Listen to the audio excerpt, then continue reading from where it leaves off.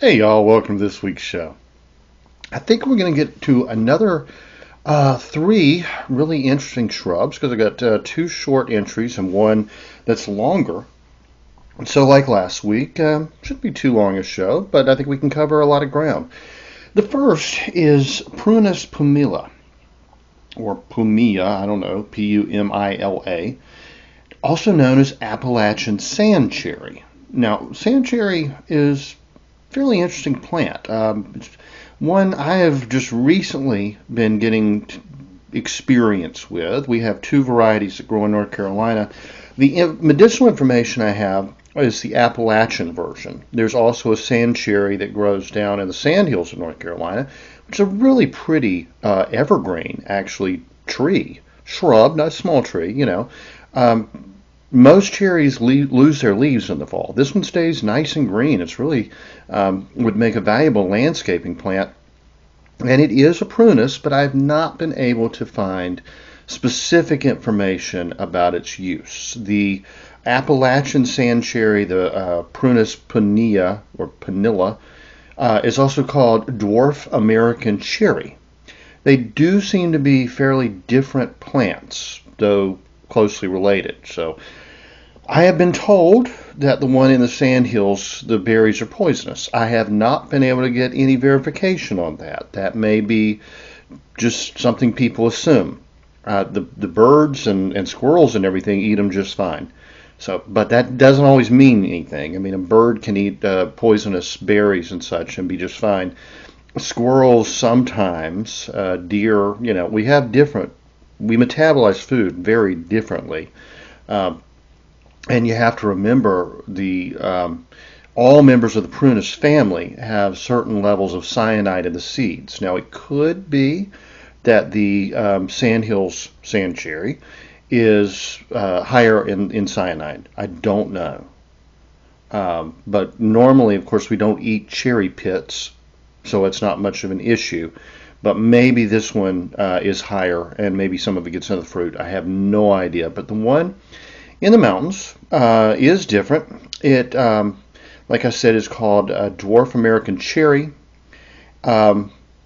It does contain amygdalin and prunicin, which are substances which, again, break down in water and form cyanide or hydrocyanidic acid. But that's normally not in the fruit. It's in the seeds. In this case, we normally will use the bark. So we're not even really looking at the dwarf American cherry or the Appalachian sandcherry as a fruit. We're looking at the bark. And in small amounts, yes, the very poisonous compound of cyanide actually stimulates respiration. It helps with coughing, improves digestion, and gives a sense of well-being. So it's one of the wild cherry barks we use. Generally considered safe in very small amounts. Obviously, you want to be very cautious with it, but wild cherry bark has been the go-to cough remedy, combined with angelica and a little honey and whiskey, a couple other herbs, maybe even some ginseng in there. Appalachian folks have been using that remedy for centuries, and still for coughing, probably the best antitussive herb, bronchodilating herb. It's got some expectorant properties, just everything you want to soothe cough is a wild cherry bark based tincture or syrup. And that's really the reason why most of the cough syrups, commercial cough syrups you get from the drugstore, have a cherry flavor and are kind of pink or red. It's because before they started being made, all the name brands, super sweet, glycerin-filled, syrupy, nasty commercial cough syrups, everybody's grandmother kept a little bit of cherry bark-based tincture on hand for coughs and colds. And it's also good for digestion. So obviously you would not want to take too much of it. But a lot of the old formulas would actually combine cherry bark with like morphine and such. So and even a cannabis extract was very popular for obvious reasons. In those combinations, what do you think is going to kill you first? The little bit of cyanide from the cherry bark or the morphine? I'm going to probably go with the and even actually the morphine would have been one of the safer ingredients. Some of the early commercial cough syrups that your doctor would prescribe and you go to a pharmacist to buy were insane. I mean, they'd have every drug you can imagine there: cocaine, morphine, everything, and then some really poisonous stuff in addition to that. So I think making your own cherry bark cough syrups is probably still a very good idea. The most effective over-the-counter cough syrup you can buy is anything that ends in DM. That's, what is it, dextromorphin or something like that. I can't remember exactly how it's pronounced. It's, how would I put it, probably the cheapest legal drug on the market. You can go to a Dollar Tree and get a bottle of DM cough syrup for $1.25. Before Biden, it was just $1. And it will cause hallucinations and make you pretty high if you had the whole bottle. Don't do that. It's very, very bad for you. Very, very, very, very bad for you to do that. But the dextromorphin is a effective cough suppressant. Chemically speaking and safety-wise speaking, wild cherry bark's far safer with fewer side effects. And it does have side effects. It's bad for the liver. It can increase heart rate and blood pressure. You can really get very sick or even die if you had too much. And I did have one friend who took a lot of it and never came back. So remember, just because something is legal and available from, the drugstore or whatever, and it's got a name brand you've known since you were a child, does not mean it's safe. I mean, too much Tylenol will kill you. Too much aspirin will kill you. Too much, gosh, there's so many things. Those like strong anti-diarrheal tablets you can just get, across counter can actually cause a bowel obstruction that requires surgery. I mean, people take stuff from the store thinking it's safe because it's got a name brand on it and because it's sold over the counter. I could name probably 50 different items that are available on any drugstore shelf that will kill you. We could start with rubbing alcohol. During times, certainly during Prohibition, but in dry counties, which there still are some dry counties in the South. I don't know about where y'all live, but until recently, probably a good third of the counties in North Carolina, you couldn't buy alcohol. You had to go just to get beer and wine in the next county. That's mostly been undone now. There may still be one or two. There's still laws that say, in certain counties you can't buy alcohol on a Sunday or not before a certain hour of the day or, whatever like that, or at a certain hour of the night in some cases. People would look for every single substitute they could find, from mouthwash to rubbing alcohol, hair tonic, stuff that really the additional chemicals added to it would really mess you up. But see, you also have to remember that the alcohol you drink is ethyl alcohol. Most rubbing alcohol is not ethyl alcohol, it's methyl alcohol. That will cause you to go blind. It will give you stomach and bladder cancer. It can cause all kinds of really awful stuff. So even the ethyl alcohol on the shelf, if your store still carries out ethyl alcohol, which very few do now. When I worked at a drugstore in my teens, there was a small section of ethyl alcohol, and yeah, usually the hardcore alcoholics would buy it, and they would had different ways of diluting it and filtering it and flavoring it, and they were usually in really rough shape, really bad shape, because that stuff it was not refined and not pure, and so it's pretty sad. But they'd make their own charcoal filters and they'd figure out how to use it. Your average grocery store or drugstore now just has methyl alcohol, which is more like antifreeze. A lot of it's made from wood alcohol, and that stuff will kill you. So that's one thing that people just take for granted. You probably got some sitting on your, medicine cabinet shelf, never thinking, what if a kid got hold of this and tried to drink it. That's just one example. Like I said, aspirin would be another. So many things, so very many things that we just take for granted, but then we get all freaked out when we hear an herb has a certain level of toxicity. Well, just about everything has a certain level of toxicity in a significant amount. If you drink enough water, you will die. Really, it's not safe to drink, well, certainly not at one time, but you should never try to drink more than a gallon of water in a day, but you also shouldn't try to drink a gallon of water at once. Water intake shouldn't even be near that high, really, unless you're out in the hot sun and you're working very hard and you're sweating it out and all that. But yeah, even water can be fatal in certain amounts. It's hazing rituals and fraternities and such. They force the pledges to drink a lot of water till they throw up. Some of them die, and so that's had to be outlawed in certain states. And that's crazy, right? But what are you going to do? What are you going to do? Too much caffeine is toxic. Too much nicotine is toxic. Too much sugar is toxic. There's very few things that one could just absolutely stuff themselves with that wouldn't be fatal. I mean, you think about common foods. I mean, I love cured meats. That's probably my favorite food. I love my salamis and sausages and all that. I love smoked oysters and smoked mussels. I love cheeses, bacon. I could live on bacon and basically uncooked bacon. I just eat it almost raw. That's the way my tastes go, right? Pickles and olives and such as that. That's the stuff I crave. Well, a diet heavy in that can cause gout. All those little iron oxide crystals that come through the curing process can collect in the joint of your big toe, and you can get gout. So, I mean, there's nothing in this world that's safe, and that's not even counting all the actual poisons that you'll find in a drugstore or a grocery store, bug sprays and disinfectants and such as that. But yeah, I mean, that's a health hazard minefield if you think about it, whereas herbal medicine mostly is fairly safe if you use common sense. When we have an herb, we say this herb has a certain level of toxicity, or this herb should not be used internally.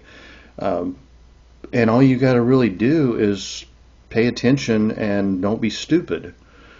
There are a lot of things that we buy from the drugstore, the grocery store, the gas station, or the dollar store, or whatever, every day, order off Amazon, that are far more toxic than 99% of herbs. I mean, certainly not as toxic as, say, aconite or water hemlock or, anything like that. I mean, those are very, very poisonous plants.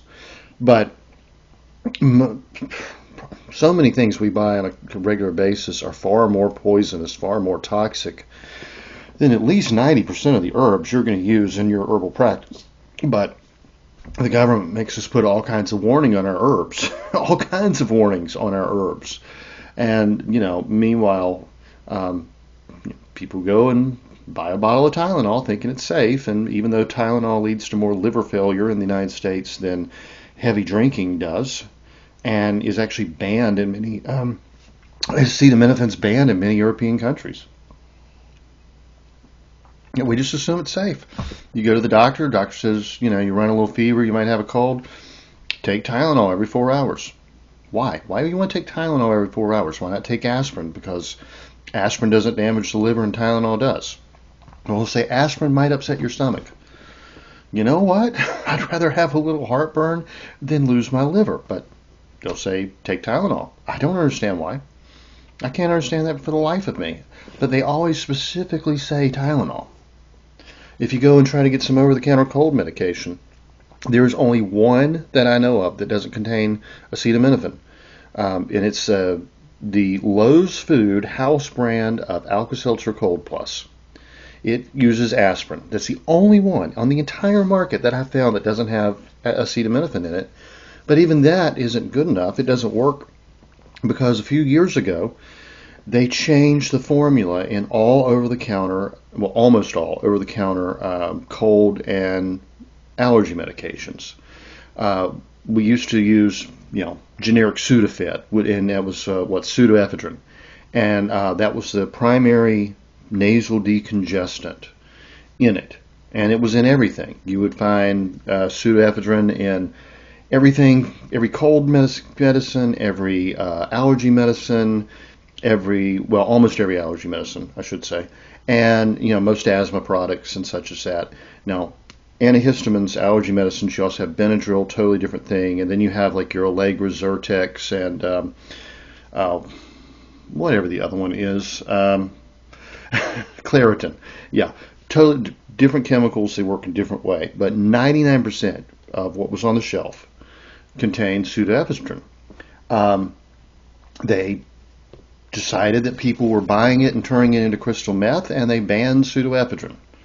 And now they have something that is one or two chemical bonds different. It looks and sounds a lot like pseudoephedrine, but it's got a few letters different, and I can't remember it right now, and I can't pronounce it even if I could. And it doesn't work. It actually raises your heart rate and blood pressure worse. It could cause a stroke or a heart attack. And the FDA's even admitted it doesn't work. It doesn't work as a nasal decongestant. They have admitted that 90% of the allergy products and almost 100% of cold and flu products and anything across counter for asthma doesn't work and is actually dangerous. They've admitted that, but they still won't change the law. They still mandate that's what has to be used in there. It's insane. It's utterly insane. But that's our government, and those are the laws that we operate under, supposedly for our own good. This all started with the Pure Foods and Drug Act of 1916, which was essentially based on a lie. And especially what followed with like Upton Sinclair's The Jungle. He admitted he made the whole thing up. He was a communist. He was trying to organize labor unions. He ended up freaking everybody out about their food. And so everybody started writing their congressmen saying we need to have laws to have, better food.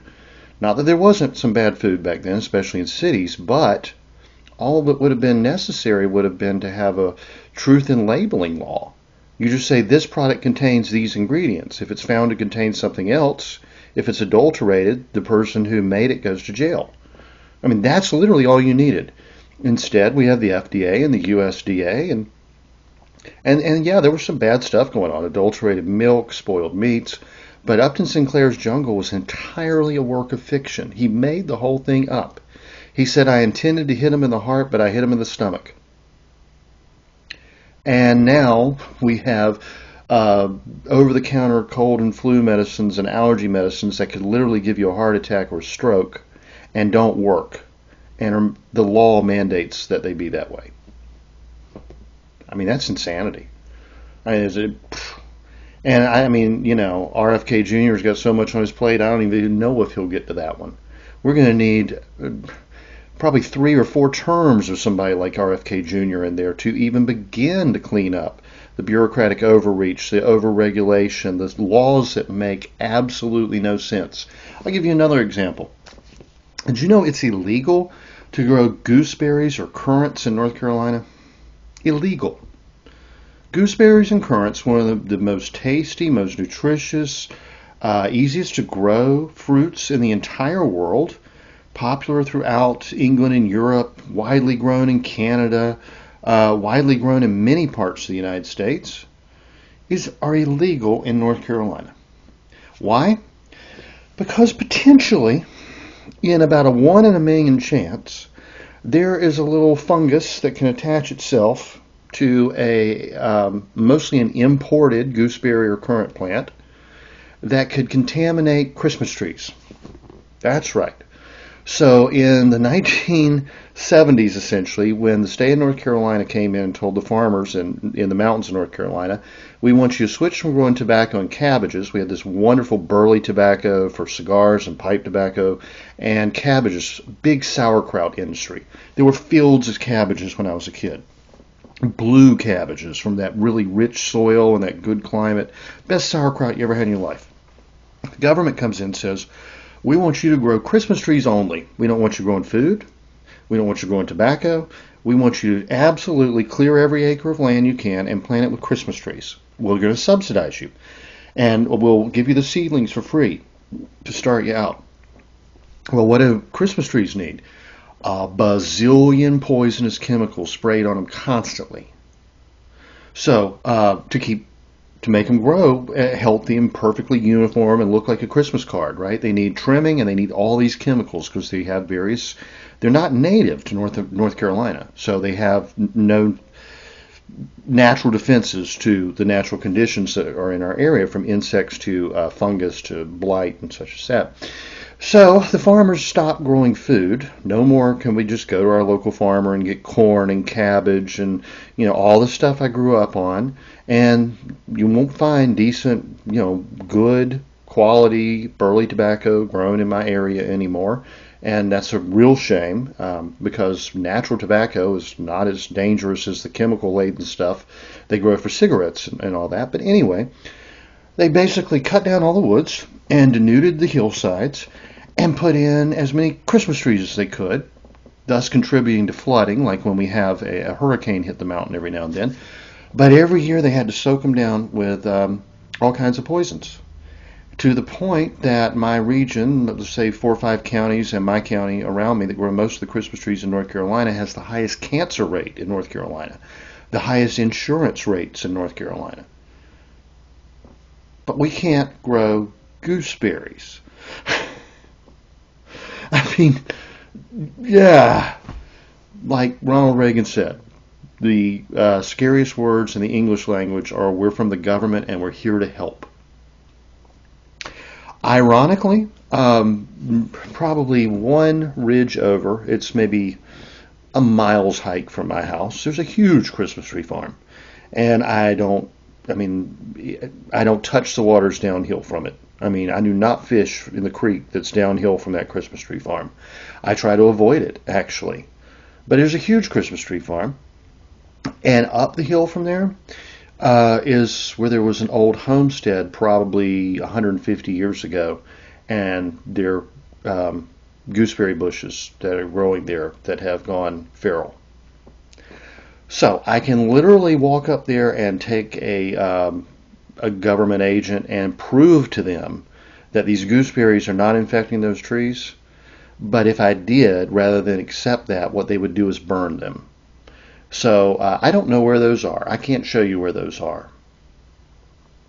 But yeah, that's but what do you expect? Honestly, the entire river from about a mile down from my house, clear into the next county, to about, I'm going to say 15 miles into that county, is marked private, no fishing, because it's owned by private fly fishing clubs, when the laws of the state of North Carolina say that any navigable waterway, that means any water deep enough to put a kayak or a canoe in that you could float down, cannot be owned by a private person and has to be open to fishing. Money talks. The local folks are kind of looked down on by the money folks that come on in the summertime. So they have their fancy golf resorts and their fly fishing clubs, and they posted all that river, beautiful natural river that God put there that man has nothing to do with, full of fish that the North Carolina taxpayer, including every resident of my county, pays to stock, is off limits because the rich folks don't want the hillbillies catching their trout. It's messed up, folks. It's messed up. It is so messed up, and it may be getting a little bit better at the federal level, but it's not getting anywhere better in North Carolina. We got stupid people running this government, stupid and corrupt. Now, I will say one thing. They finally did repeal the law. Until about 2 years ago, maybe even 1 year ago, in order to buy a pistol in North Carolina, you had to go get a permit from the sheriff. The sheriff would have to sign a document saying, I know this person and he's of good character and he can have a pistol. You know when that law was passed? That would be because, about 100 years ago, the Klan didn't want black people to have guns. That's the bottom line. The history of the law, specifically says that. So the sheriff of every county got to say who got to have a pistol or not. So black folks couldn't protect themselves against the Klan. That's all it comes down to. That's the Democrat Party. North Carolina was an entirely Democrat Party state at that time. Over time, plenty of black folk got guns, legal and illegally, because it came down to the fact that if you put a little money in the sheriff's election campaign, he'd sign that document saying you could get a pistol permit. Wasn't that way in every county, but probably the majority. You put a little money in his pocket, whether it was an official campaign contribution or slip him a few bills. And it became a way that the local sheriffs wielded a great deal of power. The sheriff could say whether or not you, John Smith, could have a firearm, or a pistol at least, even though the Constitution of the United States says you can. So sheriffs became a very desirable position in North Carolina, a way to make a lot of money and wield a lot of influence.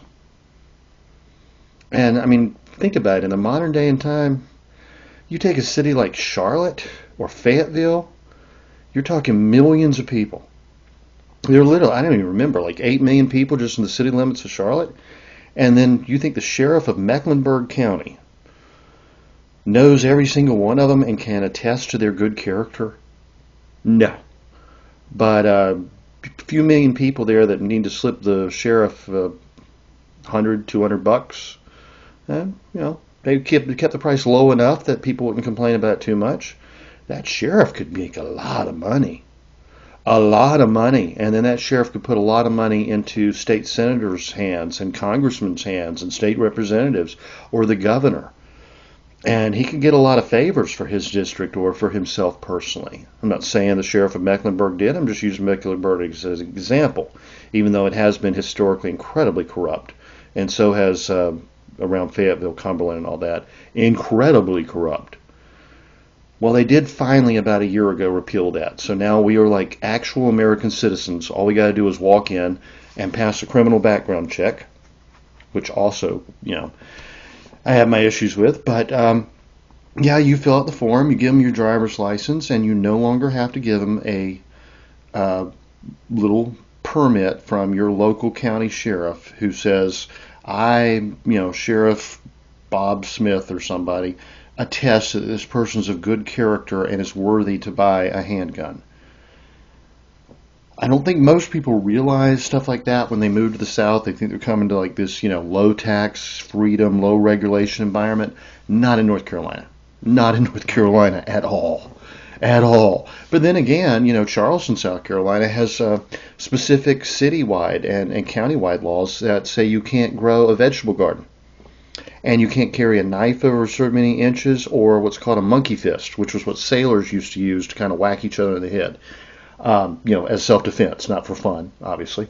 So it's not just North Carolina. Specifically in South Carolina, Charleston is insane when it comes to laws. But,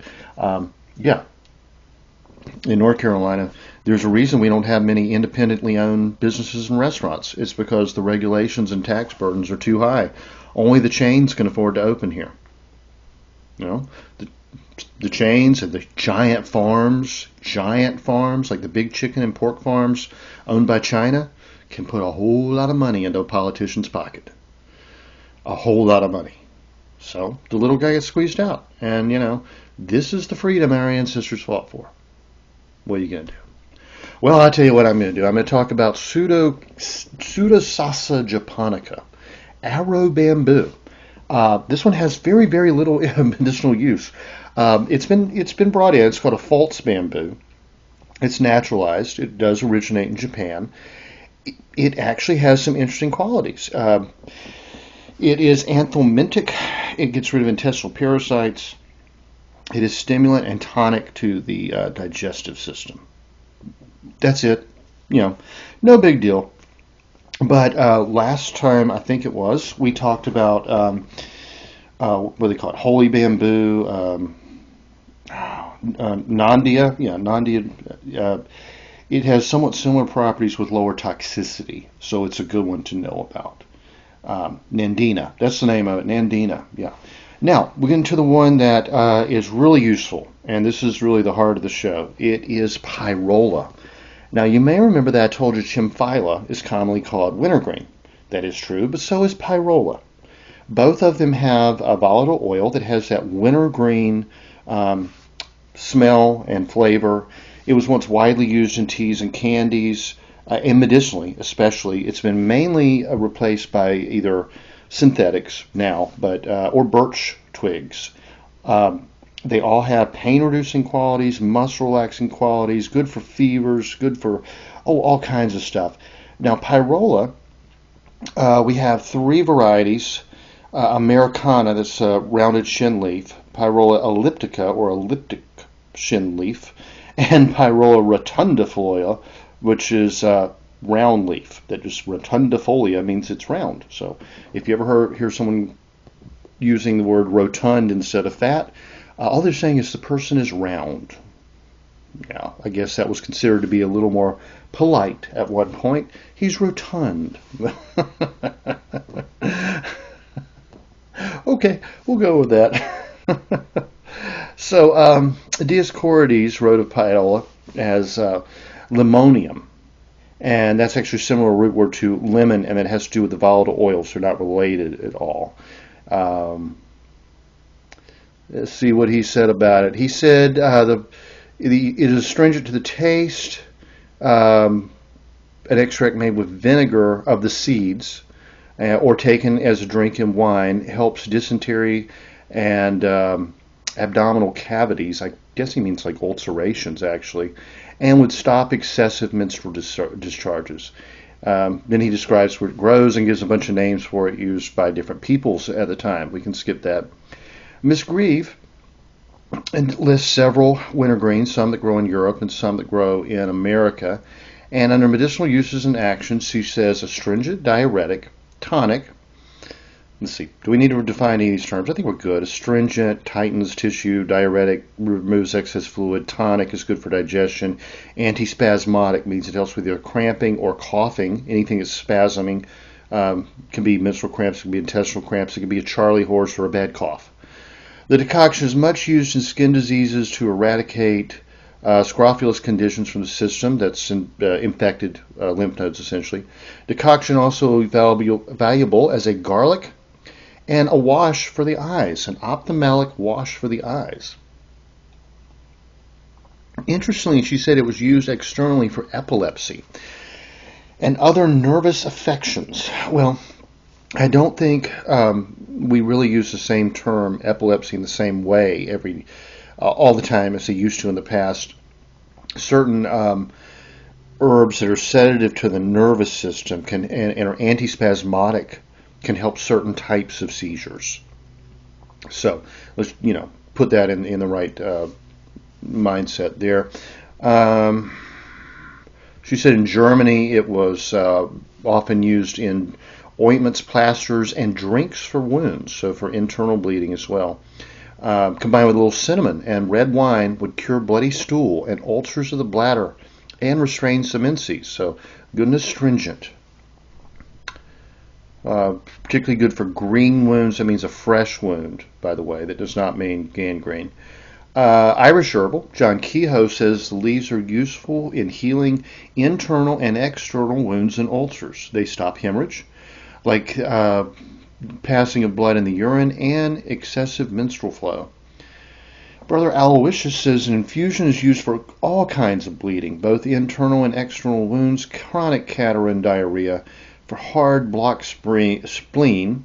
Apply the leaves after boiling them in vinegar, so put it externally over the area of the spleen. I don't even know where my spleen is. One of these days I'll have to find it on a chart or something. I was not that good at anatomy.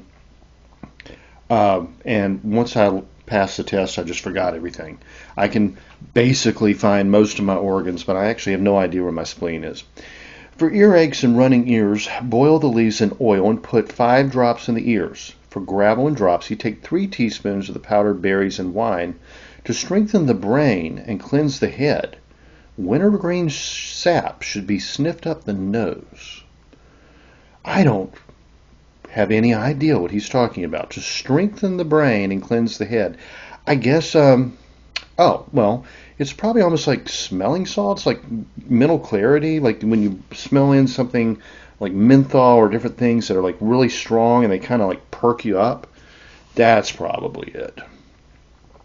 So, Towards an American Materia Medica, America's first herbal book, talks about Pyrola umbellata and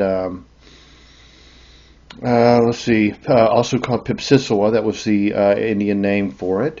Let's see what he says about. Yeah, we go.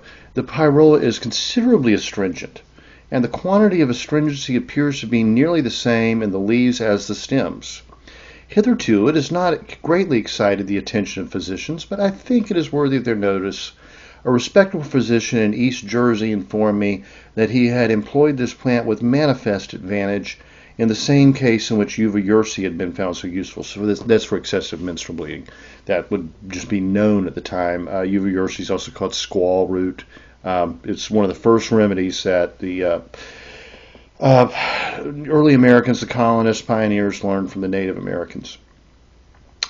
He said it had been used by Dr. John Mitchell with good effect in cases of intermittence. This could be intermittent fever, malaria, essentially. Good diuretic.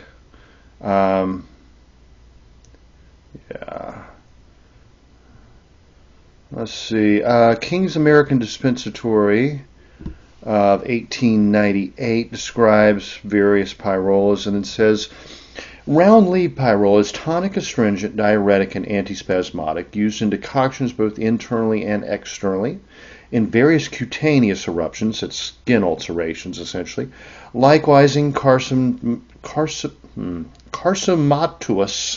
or scrofulous taint of the system. So he's actually talking maybe cancerous skin conditions, or scrofula, again, the infected lymph nodes, and in leukorrhea and some uterine diseases. As a local application, it will be found to be in service for sore throats and ulcerations of the mouth, indolent ulcers, and ophthalmia, and forms an excellent soothing poultice for boils, carbuncles, and all painful tumors or swellings. The decoction taken internally is valuable in many urinary infections, relieving irritation, and is reputed very useful in gravel, hematuria, and ulcerations of the bladder, and in some nervous diseases. The decoction and extract have been used with success in convulsions, and once formed a large portion of a popular nostrum for epilepsy. So, yeah, it was actually used for epilepsy. That's interesting. But for specific indications and use, it was used to relieve inflammations of the urinary tract. Now let's get up to more modern times. Plants for the Future says, pyrola contains tannic acid and simple phenol glycosides, especially useful as a diuretic for the kidneys and in urinary tract infection, and helpful for sore throats. Externally, the plant is used to stop bleeding and heal bruises and insect bites. Its antispasmodic properties make the plant useful for nervous disorders such as epilepsy. The chewed roots were used as throat lozenges. And Plants for the Future says, well, they actually list 2 of them. They've got the wax flower shin leaf. That was the second one I listed. says the leaves have analgesic properties and were used as a poultice on bruised skin and other sores and wounds. A tea made from the whole plant was used to treat epileptic fits in babies. A decoction of the whole plant has been used as eye drops to treat sore eyes and inflamed eyelids. A tea made from the leaves was used as a gargle for sore throats and cankers in the mouth, and a tea made from the roots is tonic. And for round leaf pyrola, that's the Pipsissola, the leaves are anti-rheumatic. Yes, it's very good. All the wintergreen type plants and the birch twigs are very good for arthritis. Also antiseptic, antispasmodic, astringent, cardiotonic, contraceptive, diuretic, poultice, sedative, and tonic. A decoction is used in the treatment of skin diseases as a gargle and a wash for the eyes. It is used internally in the treatment of epilepsy and several nervous afflictions, in this case, several other nervous afflictions. The leaves are harvested in mid to late summer and can be used fresh or dried. The plant contains arbutin, a proven diuretic, and an antibacterial agent that is used as a urinary antiseptic. This hydrolyzes in the body into the hydroquinone. Yes, I forgot about that. The arbutin that is in Pipsissola, the roundleaf wintergreen, probably most of the pyrola family, metabolizes in the system and actually turns into hydroquinone, which, of course, quinine is somewhat toxic, but it also is really good for bladder infections and such, especially used this way. It's a urinary antiseptic. Now, it can also help lower fevers and also has some antiviral properties. But you wouldn't want to take too much of it. Probably wouldn't want to take it while pregnant. I certainly wouldn't want to take it when pregnant. It could cause a miscarriage. So Peterson Field Guide for Eastern and Central Medicinal Plants says shin leaf. American Indians used the tea of the whole plant to treat epileptic seizures in babies. Leaf tea was gargled for sore throats, canker sores. Leaf poultice for tumors, sores, and cuts. Root tea, a tonic. And of roundleaf pyrola, formerly used by physicians as an astringent for skin eruptions, sore throats, or sore mouth. Diuretic for urinary infections, antispasmodic for epilepsy, nervous disorders, leaves poulticed on boils, carbuncles, swellings, and painful tumors. Bruised plant can be used as a styptic, contains arbutin, a proven diuretic and antibacterial agent that breaks down into toxic hydroquinone when metabolized. So, pyrola is one, along with chimphyla. You could probably get some seeds and grow these in your garden, and there are 4 or 5 varieties you might want to look into. Very, very useful plants, but 99% of the time we're going to find them in the wild. So you're going to want to learn to identify these plants and look for them, and substitute birch twigs in case you can't find them. But do try to have them on hand. I don't know right off the top of my head, I don't know of any herbalist that sells them. Dried plant or made into a tincture, although Mountain Rose tends to have just about everything. There may be 2 or 3 others, but it's definitely not one you're going to find at your local health food herb shop or something like that. This is one you're going to have to learn to find on your own and process and make your own tinctures and keep them on hand, and really remarkably useful. And so is the cherry bark we mentioned. The bamboo, a little less, the false bamboo, a little less useful, but it has its uses, so I wanted to include it. Y'all have a great week, and I'll talk to you next time. The information in this podcast is not intended to diagnose or treat any disease or condition. Nothing I say or write has been evaluated or approved by the FDA. I'm not a doctor. The U.S. government does not recognize the practice of herbal medicine, and there is no governing body regulating herbalists. Therefore, I'm really just a guy who studies herbs. I'm not offering any advice. I won't even claim that anything I write or say is accurate or true. I can tell you what herbs have been traditionally used for. I can tell you my own experience and if I believe an herb has helped me. I cannot nor would I tell you to do the same. If you use an herb anyone recommends, you are treating yourself. You take full responsibility for your health. Humans are individuals and no two are identical. What works for me may not work for you. You may have an allergy, a sensitivity, an underlying condition that no one else even shares and you don't even know about. Be careful with your health. By continuing to listen to my podcast or read my blog, you agree to be responsible for yourself, do your own research, make your own choices, and not to blame me for anything ever.